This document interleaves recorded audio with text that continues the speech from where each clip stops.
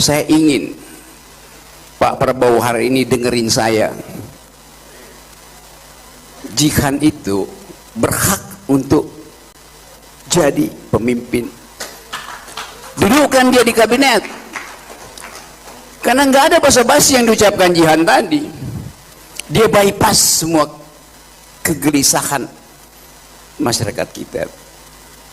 Apa karena dia muda? Banyak anak muda yang fura-fura faham alias fufu fafa.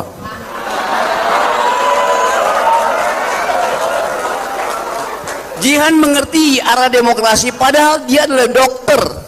Bayangin coba. Tapi dia membuat analisa yang tepat tentang keadaan hari ini, oligarki, hukum yang buruk, korupsi. Dokter membuat analisa politik. Saya memberi kritik terhadap kondisi tubuh bangsa ini. Kata analisa itu sama dengan kata kritik.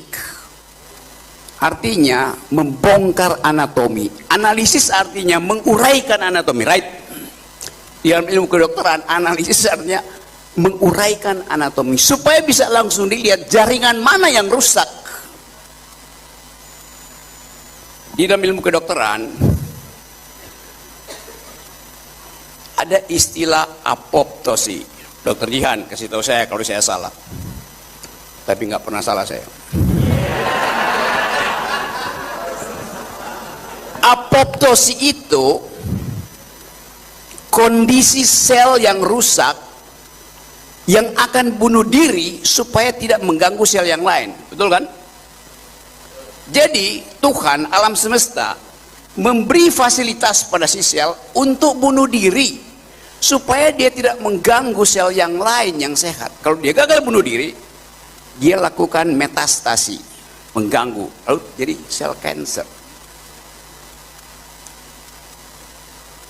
Tapi ada seorang pemimpin yang sekarang nggak mau bunuh diri, walaupun dia udah merusak kanker nasional.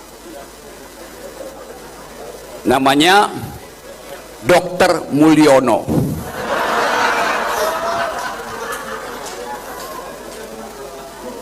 Itu yang terjadi di kita sekarang.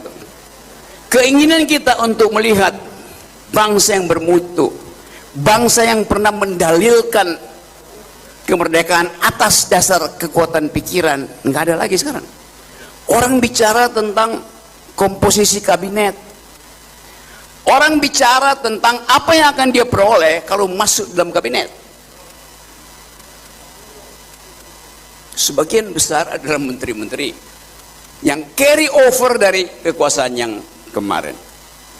Menteri-menteri Pak Jokowi ada di situ. Banyak orang yang mulai kecewa melihat bahwa ini kabinet besar sekali. Kabinet yang mengalami obesitas. Dan itu memberatkan dokter nanti.